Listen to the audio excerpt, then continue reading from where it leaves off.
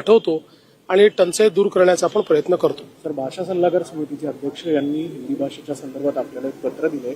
नेमकं हिंदीच्या बाबत जे राज्यात सध्या सुरू आहे त्याबद्दल आपण बघा, असं आहे, हे पत्र तर काही मी वाचलं नाही, पण पहिली गोष्ट ही समजून घेतली पाहिजे की मराठीच्या ऐवजी हिंदी अनिवार्य केलेली नाही. मराठी अनिवार्यच आहे, पण नवीन शैक्षणिक धोरणामध्ये 3 भाषा शिकण्याकरता त्या ठिकाणी संधी दिलेली आहे.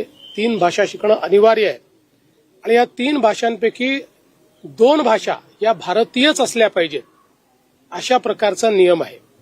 त्यामुळे 2 भारतीय भाषांमध्ये एक तर मराठी आपल्याकडे कंपल्सरी आपण केलेली आहे. दुसरी भाषा कोणती, तर ती कुठली भाषा घेतली मराठी, तर ती कुठली भाषा घेतली भारतातली, तर ती हिंदी घ्यावी लागेल, ना तर तमिळ घ्यावी लागेल, ना तर मल्याळम घ्यावी लागेल, ना तर गुजराती घ्यावी लागेल, ना तर अजून कुठली तरी घ्यावी लागेल. याच्या बाहेरची तर तुम्हाला घेता येणार नाही.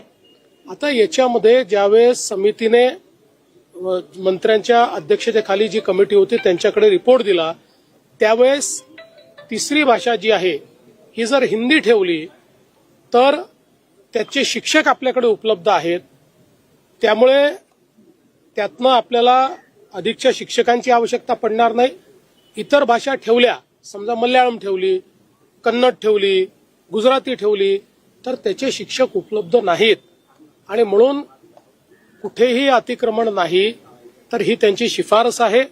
आमचं तर मत आहे आणि या संदर्भात आम्ही निर्णय देखील घेणार आहोत की कोणाला हिंदीच्या व्यतिरिक्त तिसरी भाषा जर शिकायची असेल तर ती शिकायची मुभा आम्ही पूर्णपणे देऊ, कारण तशी मुभा ही नवीन शैक्षणिक धोरणाने दिलेलीच आहे. मात्र किमान 20 स्टुडंट जर असले तर त्याला वेगळा शिक्षक देता येईल. 20च्या खाली स्टुडंट्स असले, विद्यार्थी असले, तर मात्र ऑनलाईन किंवा कुठल्या तरी वेगळ्या पद्धतीनं ती आपल्याला शिकवावी लागेल.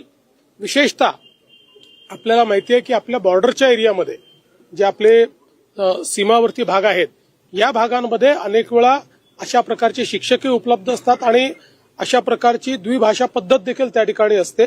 अशा ठिकाणी वेगळा निर्णय घेता येईल, पण कुठेतरी हिंदी लादण्याचा प्रयत्न होतोय हे म्हणणं चुकीचं आहे. आणि महाराष्ट्रामध्ये मराठीचीच सक्ती असणार आहे, इतर कुठलीही सक्ती नाही. मला एका गोष्टीचं सातत्याने आश्चर्य वाटतं की हिंदी सारख्या भारतीय भाषेला आपण विरोध करतो आणि इंग्रजीचे मात्र गोडवे गातो, इंग्रजी खांद्यावर घेऊन मिरवतो.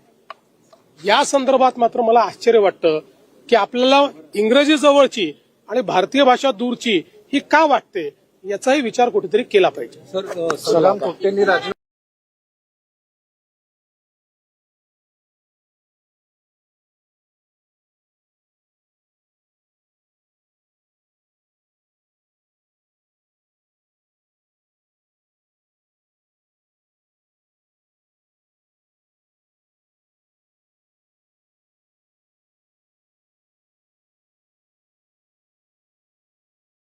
वर्ल्ड रेकॉर्डमध्ये पण इथे कार्यक्रमाचा विशेष भारत विकास परिषदेने